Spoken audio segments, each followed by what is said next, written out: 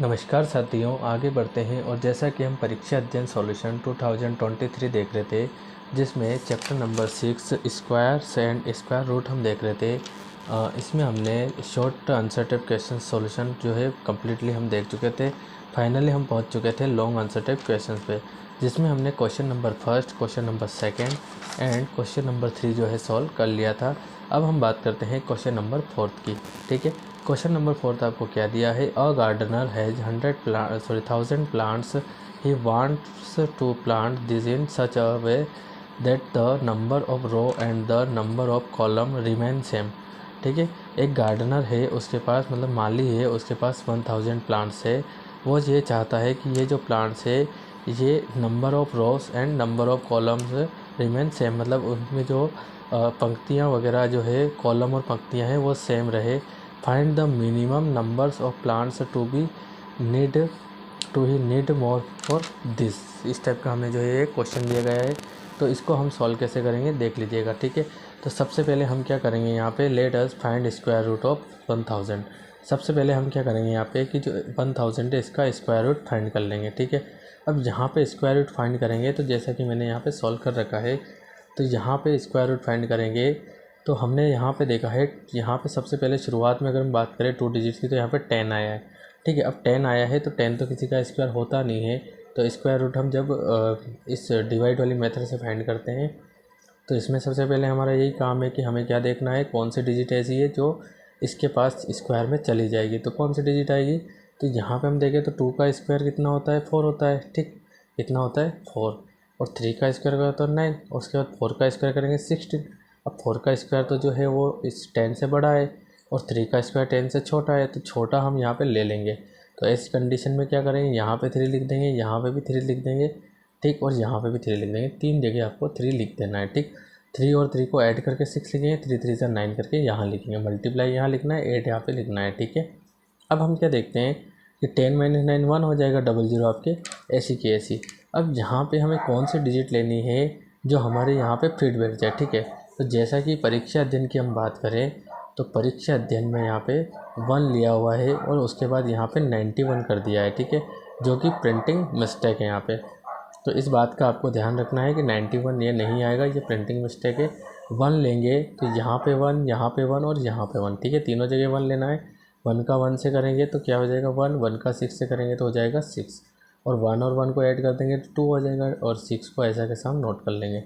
तो 100 - 61 करेंगे तो बचेगा 39। कितना बच जाएगा 39। तो यहाँ पे आपको एक लाइन लिखनी पड़ेगी, here 31 square less than 1000 by 39।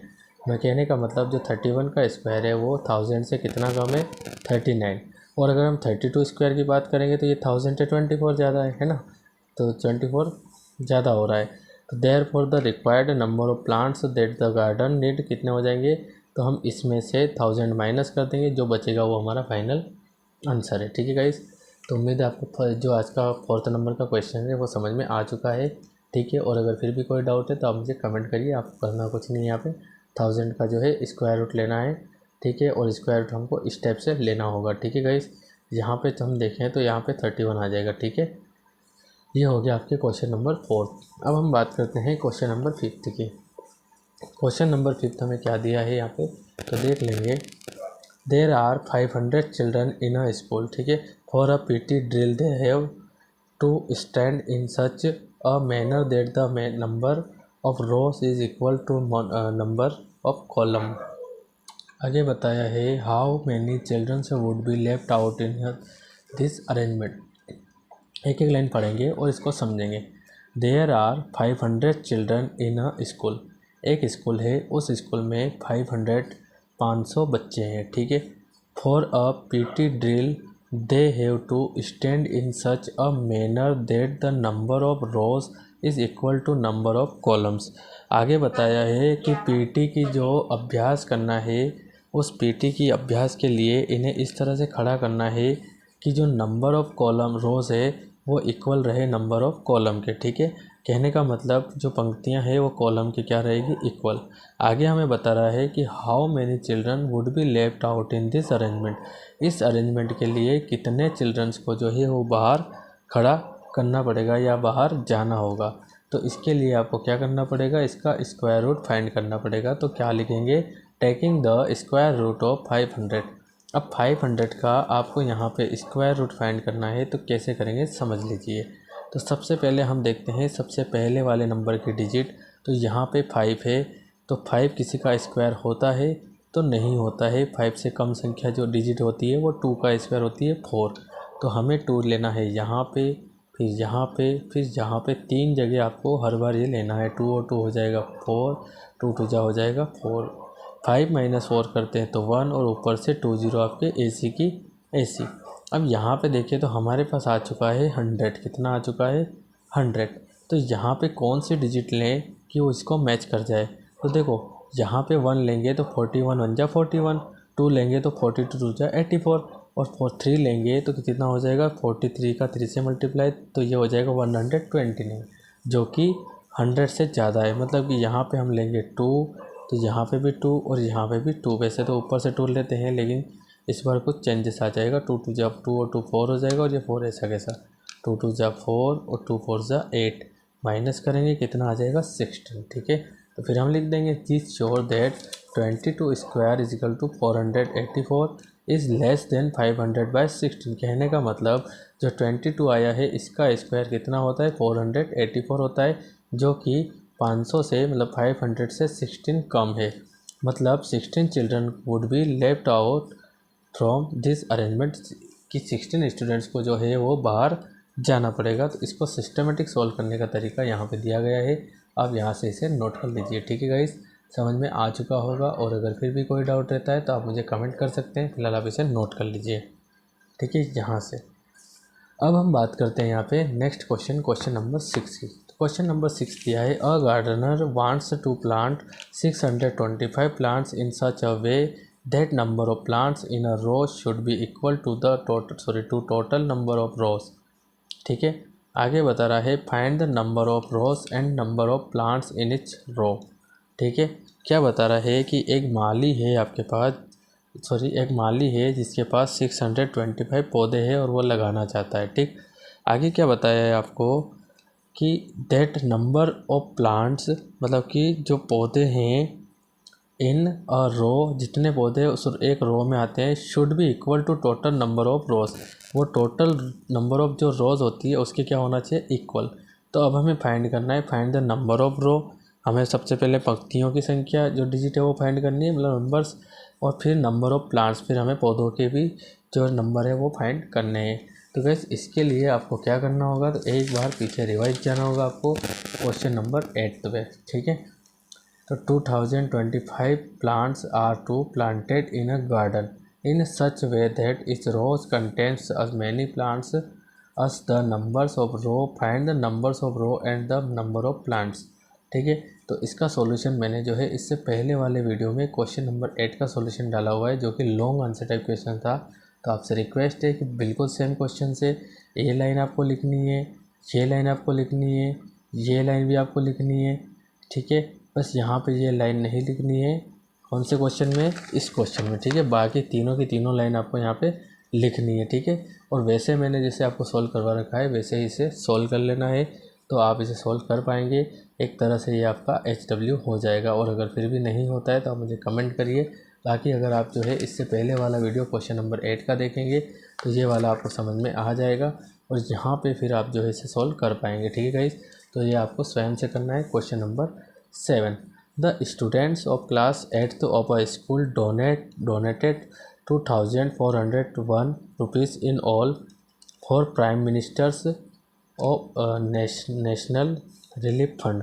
ठीक है, क्या बता रहा है कि एक स्कूल है जिसमें जो क्लास 8th के स्टूडेंट्स है वो जो है अपने prime ministers national relief fund जो है उसमें कितने जो है रुपीज़ जो है डोनेट करते हैं, तो 2401। ठीक है, आगे बताया है इसमें etch student donated as many rupees as the member of students in the class. Find the number of students in the class.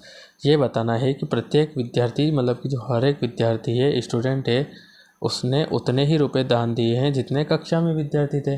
ठीक है, तो अब हमें पूछा है कि टोटल क्लास में कितने स्टूडेंट्स हैं, यही पूछा है ना, find the number of students in the class. कि भाई जो क्लास है उसमें टोटल नंबर ऑफ़ स्टूडेंट्स कितने थे। ठीक है, तो इसके लिए हम क्या करेंगे, तो इसका सॉल्यूशन मैंने पहले से नोट कर रखा है समय की बचत के लिए, तो आप यहाँ से देख सकते हैं। तो सबसे पहले हम क्या करेंगे, let the number of students in the class be x. सबसे पहले हमने स्टूडेंट्स कितने हैं वो हमने सपोज कर लिया है और कितने बताए हैं, एक्स। अब हम बताते हैं and money donated by each students, मतलब कि हर विद्यार्थी के द्वारा एक्स रुपीज़ जो है वो डोनेट किया गया है। ठीक, then total money donated by students कितना हो जाएगा, तो हर स्टूडेंट्स का जो मल्टीप्लाई उसके डिजिट से कर देंगे, है ना, सॉरी, मतलब जो स्टूडेंट है उसका किससे मल्टीप्लाई कर देंगे, डोनेट मनी से। ठीक है, तो कितना हो जाएगा, x square, x into x हो जाएगा एक्स स्क्वायर। तो यहाँ पे अकॉर्डिंग टू क्वेश्चंस टोटल विद्यार्थी ये आ चुके हैं आपके, तो टोटल स्टूडेंट मिलकर कितना डोनेट करते हैं, 2401 रुपीज़। ठीक, तो टेक स्क्वायर रूट हम क्या करेंगे, इसका स्क्वायर हटाना है तो स्क्वायर रूट ले लेंगे।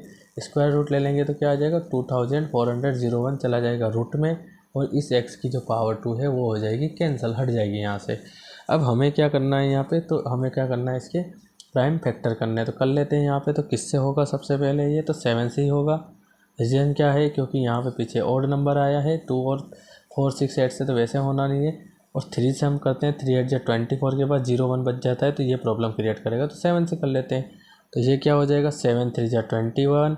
ठीक है, कितना बचा है यहाँ से आपके, तो 3 बचेगा, 30 हो जाएगा, 7 4 जा 28, फिर बचेगा 2, 7 3 जा 21। फिर हम 7 से करेंगे, तो 7 4 जा 28 और 7 6 9 जा 30 63, 7 7 जा 49। ठीक है, कितना हो जाएगा, 7 7 जा 49 और 7 1 जा 7। तो यहाँ पे अगर हम बात करें तो ये क्या लिख देंगे यहाँ पे, तो 7 कितने टाइम आ चुका है, 4 टाइम आया है, तो 4 टाइम 7 मल्टीप्लाई में लिख देंगे। ठीक है, नेक्स्ट कंडीशन में यहाँ पे पेयर बना लेंगे, 7 का स्क्वायर, इस पेयर का भी 7 का स्क्वायर, मतलब 2 बार है तो एक बार लिख के स्क्वायर लगा देंगे।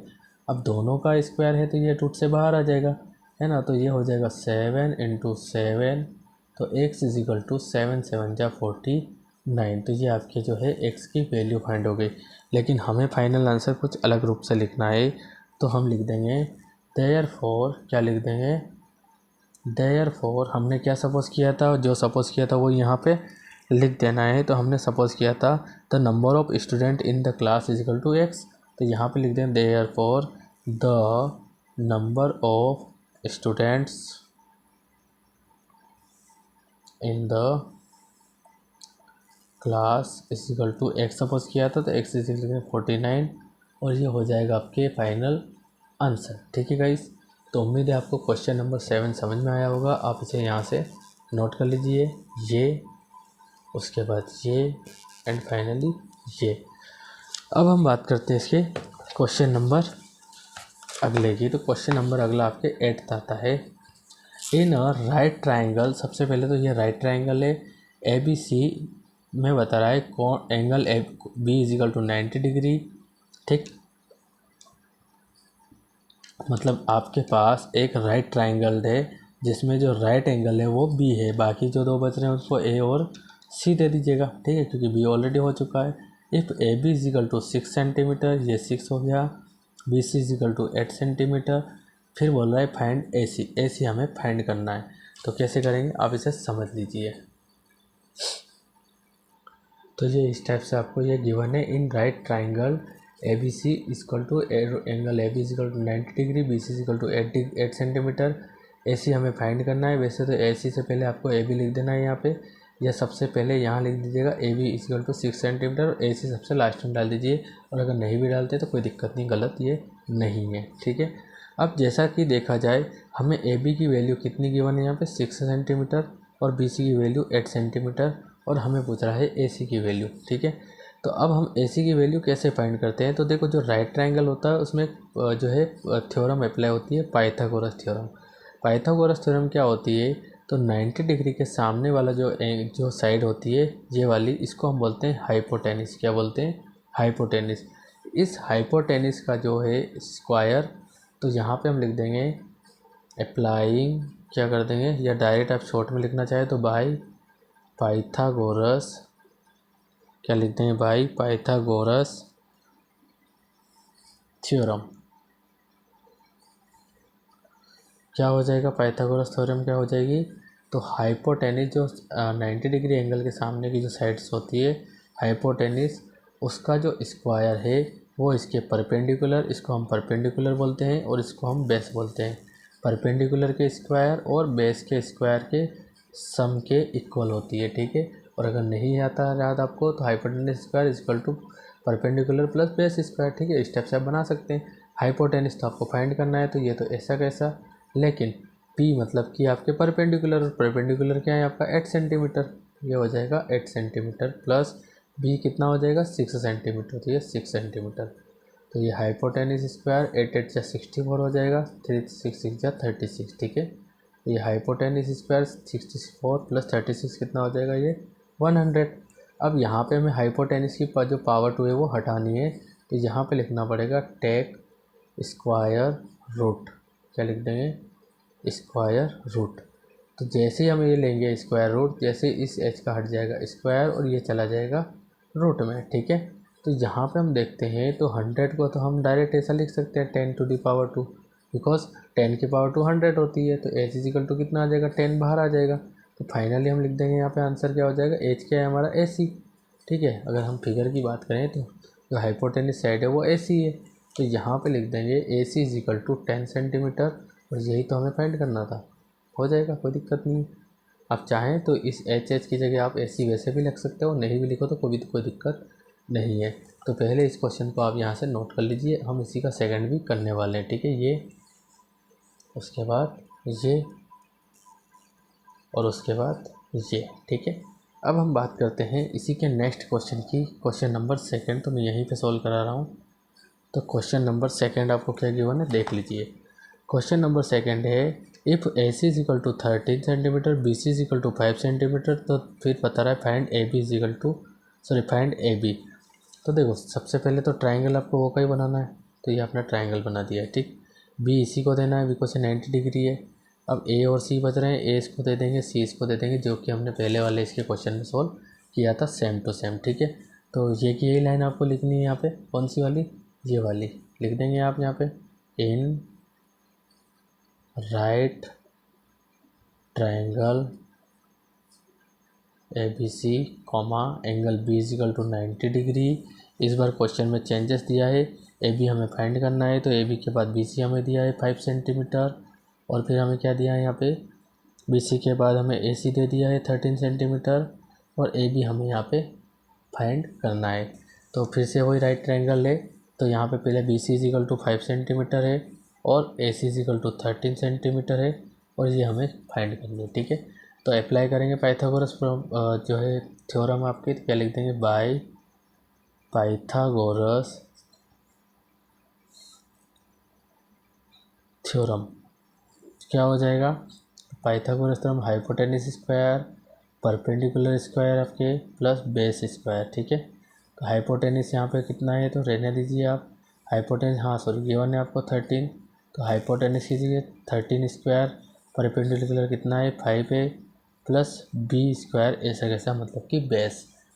13 का अगर हम स्क्वायर करते हैं तो 169 होता है, 13 का 13 से मल्टीप्लाई करने पर, ठीक है।